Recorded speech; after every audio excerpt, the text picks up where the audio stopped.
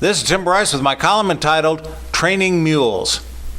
Over the years, I've conducted numerous professional training programs, including project management, enterprise engineering, systems engineering, information resource management, etc.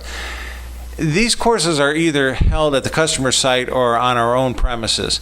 Unlike a school setting with long semesters, a professional instructor has a limited amount of time to convey his points to the students, usually just a few days at most. This can be a daunting task if you happen to have a mule as a student. I use the term mule to refer to a person who stubbornly refuses to participate in a course for a variety of reasons, mostly arrogance. Such people ignore the instructor and either sleep during the class, work on something unrelated, or wants to frequently take breaks, usually to call someone on the phone or disappear from class settings. Mules can have an adverse effect on the class by becoming a distraction, particularly if it is a senior person. Nonetheless, as instructor, you are being paid to teach specific lessons to a whole group of people, not just a few.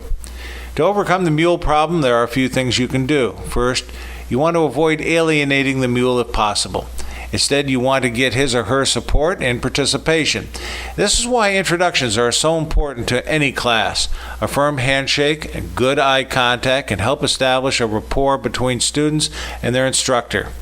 I also ask each person to describe their title, background, and what they hope to learn from the course.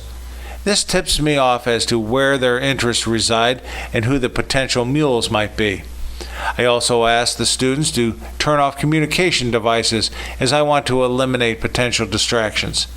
In addition, I tell the class what the schedule will be, how I will run the class, what kind of questions they can ask and when, and other introductory comments.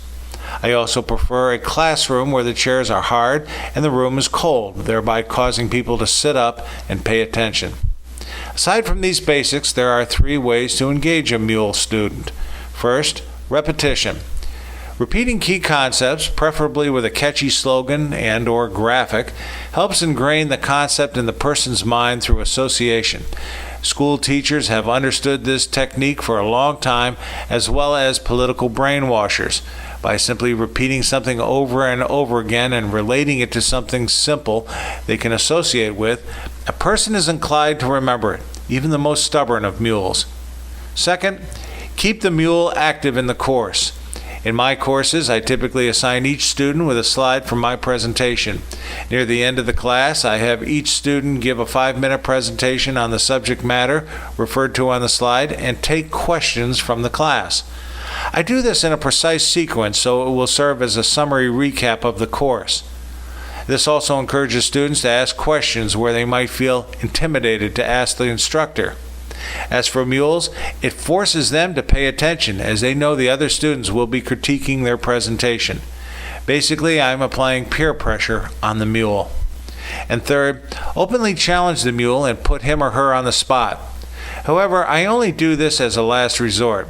Here I will openly criticize the mule for his or her behavior and try to shame them into participating. Such action may be drastic and may invoke the hostility of the student, but sometimes you have to hit a mule over the head with a 2x4 just to get his attention. Some companies are actually hoping you, the outsider, will tackle this sticky problem for them. Some people will rise to the occasion only if you openly challenge them. There will be others who will feel threatened and become despondent if you go too far, which is why, as instructor, you have to be careful. Confronting a person privately during break time can also prove effective. We commonly say a person is as stubborn as a mule when he will not listen to other people's advice and change their way of doing things. In a professional training class, we are trying to introduce some new ideas and change some habits. The instructor is charged with indoctrinating the students with the concepts, but it will be up to management to follow up to assure the students are implementing what they are taught. In other words, the instructor can only go so far.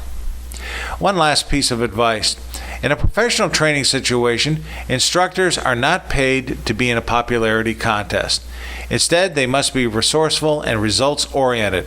Most of your students will follow you if you express confidence in the subject matter, but there will always be at least one mule who will openly defy you. If left unchecked, their attitude can be detrimental to the class overall, and you will fail in your mission. One thing is for certain, You cannot simply ignore the mule, as he or she will not go away. If you fail to address the problem properly, you will fail as an instructor. Friends, keep the faith.